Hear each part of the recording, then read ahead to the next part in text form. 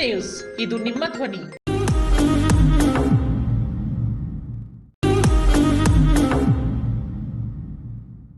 ನಿಮ್ಮ ಮನೆಯ ಪ್ರತಿಯೊಂದು ಅಂಶವನ್ನು ಸ್ಪರ್ಶಿಸುತ್ತಿದೆ.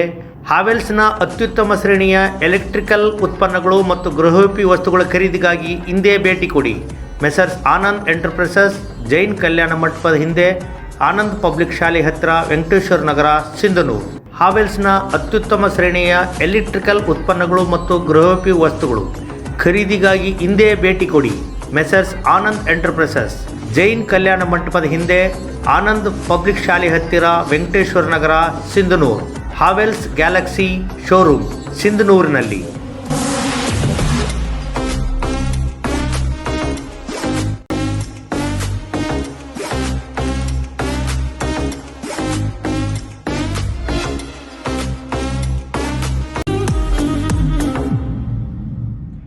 ನಮಸ್ಕಾರ, ಎಸ್ ನ್ಯೂಸ್ಗೆ ಸ್ವಾಗತ. ನಾನು ಎಸ್ ದೇವೇಂದ್ರಗೌಡ. ಇಂದಿನ ಮುಖ್ಯಾಂಶಗಳು. ಕರ್ನಾಟಕ ತುಂಬ ಪಾಕ್ ಪರ ಜಿಂದಾಬಾದ್ ಸುದ್ದಿ, ಪರ ವಿರೋಧ ವಿಡಿಯೋ ವೈರಲ್. ಕನ್ನಡ ನಾಮಫಲಕ ಅಳವಡಿಸಲು ಮಾರ್ಚ್ 15ರ ಗಡುವು, ಪೌರಾಯುಕ್ತ ಮಂಜುನಾಥ್ ಗುಂಡೂರು. ನಮ್ಮ ಕರ್ನಾಟಕ ಸೇನೆಯ ರಾಜ್ಯ ಕಾರ್ಯಾಧ್ಯಕ್ಷರಾಗಿ ಉಮೇಶ್ ಗೌಡ ಅರಳಹಳ್ಳಿ ನೇಮಕ. ಶಂಕರ್ನಾಗ್ ಗ್ರಾಮೀಣ ಆಟೋ ಚಾಲಕರ ಸಂಘದಿಂದ ನೀರಿನ ರವಟಿಗೆ. 2 ಪ್ರತ್ಯೇಕ ಪ್ರಕರಣಗಳಲ್ಲಿ 3 ಜನ ಕಳ್ಳರ ಬಂಧನ, 8 ಮೋಟಾರ್ ಸೈಕಲ್ಗಳು ವಶ. ವಾರ್ತೆಗಳ ವಿವರ. ರಾಜ್ಯಸಭಾ ಸದಸ್ಯರ ಬೆಂಬಲಿಗರು ಈ ಕೃತ್ಯ ಮಾಡಿದ್ದಾರೆ. ದೇಶದ್ರೋಹಿ ಘೋಷಣೆ ಕೂಗಿದವರನ್ನು ಕೂಡಲೇ ಬಂಧಿಸಿ ಕಠಿಣ ಶಿಕ್ಷೆ ಗುರಿಪಡಿಸಲು ನಿನ್ನೆಯಿಂದ ಬಿಜೆಪಿ ಆಗ್ರಹ ಮಾಡಿದೆ. ಇಂದು ವಿಧಾನಸಭೆಯಲ್ಲಿ ಹಾಗೂ ಕೆಲವು ಕಡೆ ಪ್ರತಿಭಟನೆ ಹಮ್ಮಿಕೊಂಡಿತ್ತು. ತಪ್ಪಿತಸ್ಥರು ಯಾರೇ ಆಗಿರಲಿ ಬಂಧಿಸಲಾಗುವುದು ಎಂದು ಗೃಹ ಸಚಿವರು ಹೇಳಿದರೂ ಈ ಸುದ್ದಿ ಇನ್ನೂ ಮುಕ್ತಾಯ ಕಂಡಿಲ್ಲ. ಇದರಿಂದ ಯಾರಿಗೆ ಲಾಭ ಎನ್ನುವ ಪ್ರಶ್ನೆ ಜನಸಾಮಾನ್ಯರದು. ನಿಜವಾಗಲೂ ಕೂಗಿದ್ದರೆ ಅವನಿಗೆ ಶಿಕ್ಷೆ ಆಗಲಿ, ಅದಕ್ಕೆ ಒತ್ತಡ ಹಾಕಲೇಬೇಕು. ಇಡೀ ರಾಜ್ಯದ ತುಂಬ ಚರ್ಚೆಗೆ ಹಚ್ಚಿಸುವ ಸುದ್ದಿ ಅಂತೂ ಅಲ್ಲವೇ ಅಲ್ಲ. ಈ ರಾಜ್ಯಕ್ಕೆ ಇದರಿಂದ ಭಾರಿ ನಷ್ಟ ಆಗಿದೆ ಎಂಬಂತೆ ಈ ಸುದ್ದಿ ವಿಧಾನಸಭೆಯಲ್ಲಿ ಚರ್ಚಿಸುವುದು ಎಷ್ಟು ಸರಿ ಎನ್ನುತ್ತಾರೆ ಪ್ರಜ್ಞಾವಂತರು. ನಿನ್ನೆಯಿಂದ ರಾಜ್ಯದ ಬಕೆಟ್ ಮೀಡಿಯಾಗಳು ಇದನ್ನು ಭಾರೀ ಸುದ್ದಿ ಎಂಬಂತೆ ನಾ ಮುಂದು ತಾ ಮುಂದು ಎನ್ನುವಂತೆ ಕಾರ್ಯಕ್ರಮ ಮಾಡುತ್ತಿದ್ದಾರೆ. ಇವರಿಗೆ ಟಾಂಗ್ ನೀಡಲು ಸಾಮಾಜಿಕ ಜಾಲತಾಣಗಳಲ್ಲಿ ಇದರ ಸತ್ಯಾಸತ್ಯತೆ ಕುರಿತು ಚರ್ಚೆ ಹಾಗೂ ದಾಖಲೆ ಬಿಡುಗಡೆ ಆಗುತ್ತಿವೆ.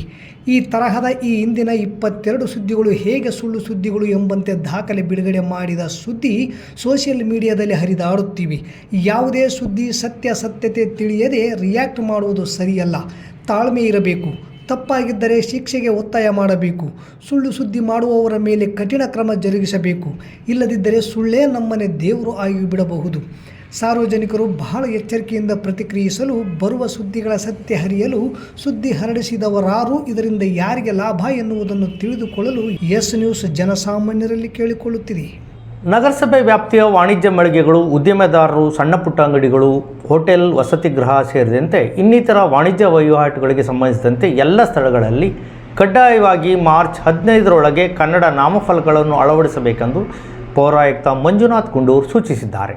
ಕನ್ನಡ ಮತ್ತು ಸಂಸ್ಕೃತಿ ಇಲಾಖೆ, ವಾರ್ತಾ ಇಲಾಖೆಯ ಅಧೀನ ಕಾರ್ಯದರ್ಶಿಗಳು ಕಳೆದ 2018 ಮಾರ್ಚ್ 28ರಂದು ಅಂಗಡಿ ಮತ್ತು ವಾಣಿಜ್ಯ ಸ್ಥಾಪನೆ ಕಾಯ್ದೆ 1961 ಕಲಂ 24ರ ನಿರ್ದೇಶನದಂತೆ ನಾಮಫಲಕಗಳಲ್ಲಿ ಕನ್ನಡ ಭಾಷೆ ಅನುಷ್ಠಾನಕ್ಕೆ ಮಾರ್ಗಸೂಚಿಯನ್ನು ಹೊರಡಿಸಿ, ಈ ನಿಯಮದನ್ವಯ ಕರ್ನಾಟಕದ ಅಂಗಡಿ, ಮುಗ್ಗಟ್ಟು, ವಾಣಿಜ್ಯ ಮಳಿಗೆಗಳ ನಾಮಫಲಕಗಳಲ್ಲಿ 60% ಕನ್ನಡ ಬಳಕೆಗೆ ಆದೇಶ ನೀಡಲಾಗಿತ್ತು.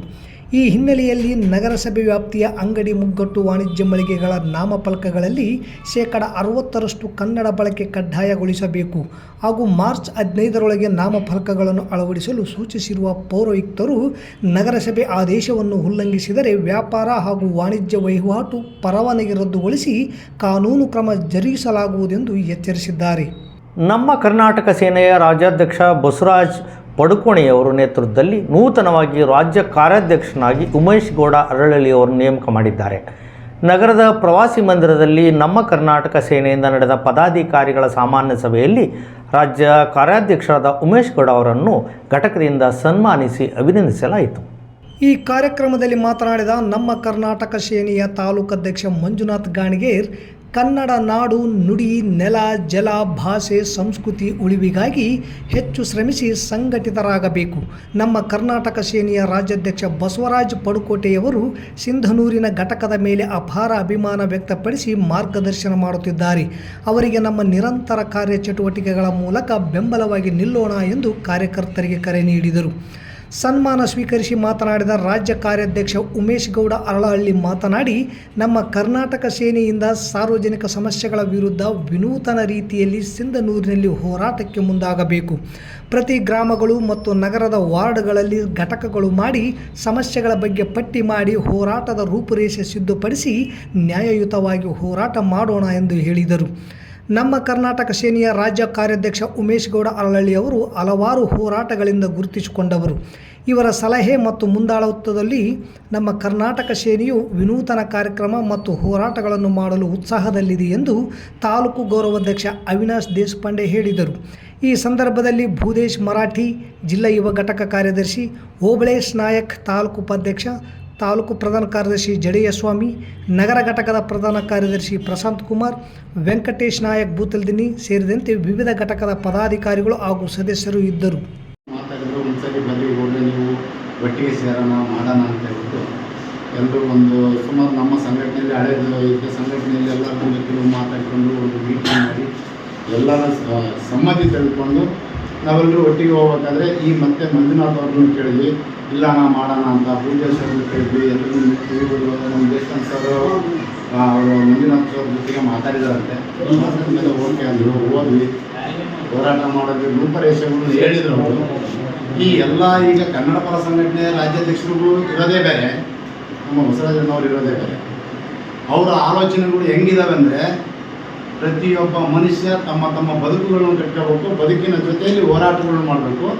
ಆ ಹೋರಾಟ ಮಾಡೋದಕ್ಕಿಂತ ಮುಂಚೆ ನಾವು ಸದೃಢವಾಗಿರಬೇಕು ಅನ್ನೋದು ಅವರ ಆಶೆ ಭಾವನೆ. ಆ ಆಶೆ ಭಾವನೆಯನ್ನು ನೀವೆಲ್ಲರೂ ಸೇರಿ ದಿವಂಗತ ಶಂಕರ್ನಾಗ್ ಗ್ರಾಮೀಣ ಆಟೋ ಚಾಲಕರ ಸಂಘದಿಂದ ಬೇಸಿಗೆ ಕಾಲದಲ್ಲಿ ಸಾರ್ವಜನಿಕರಿಗಾಗಿ ನೀರಿನ ಅರವಟಿಕೆಯನ್ನು ಮಾಡಿ ಮಾರ್ಚ್, ಏಪ್ರಿಲ್, ಮೇ, ಜೂನ್ 4 ತಿಂಗಳು ನಿರಂತರವಾಗಿ ನೀರು ಒದಗಿಸುವ ಕಾರ್ಯ ಶ್ಲಾಘನೀಯ ಎಂದು ಟ್ರಾಫಿಕ್ PSI ಕುಮಾರಸ್ವಾಮಿ ಹೇಳಿದರು.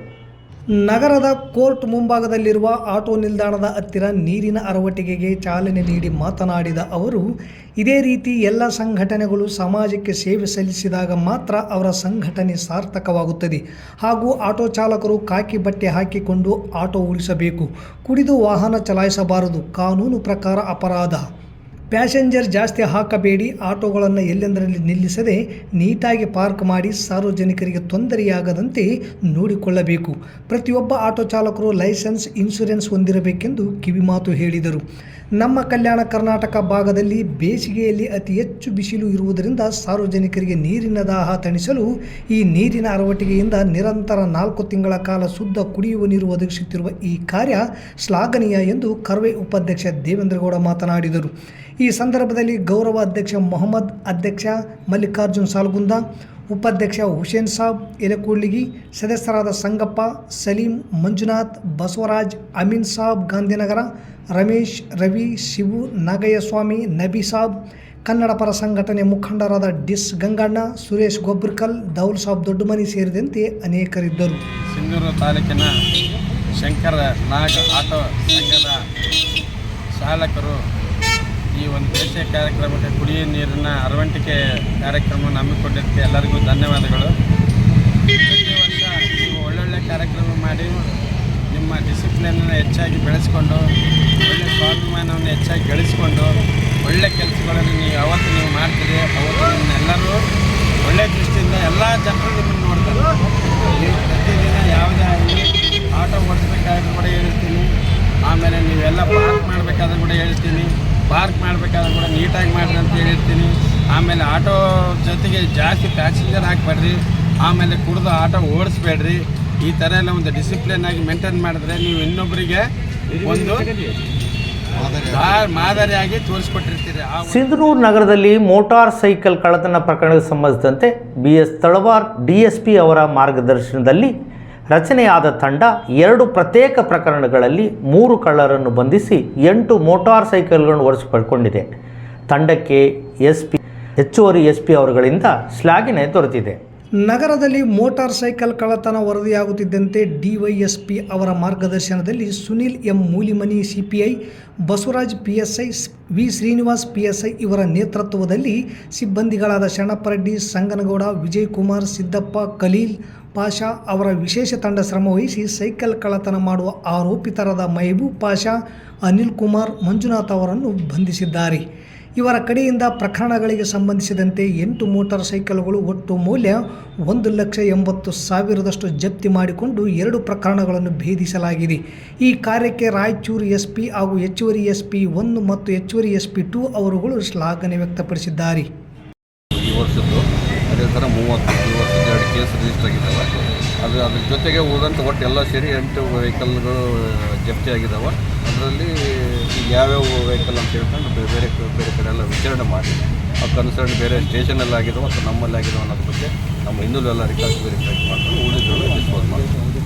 ಮತ್ತೊಮ್ಮೆ ಮುಖ್ಯಾಂಶಗಳು. ಕರ್ನಾಟಕ ತುಂಬ ಪಾಕ್ ಪರ ಜಿಂದಾಬಾದ್ ಸುದ್ದಿ, ಪರ ವಿರೋಧ ವಿಡಿಯೋ ವೈರಲ್.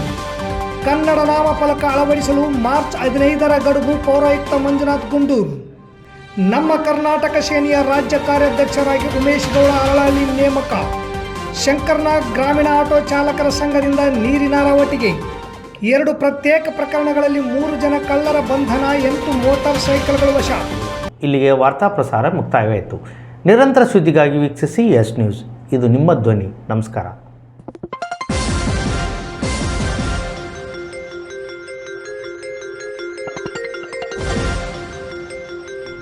ಎಸ್ ನ್ಯೂಸ್, ಇದು ನಿಮ್ಮ ಧ್ವನಿ.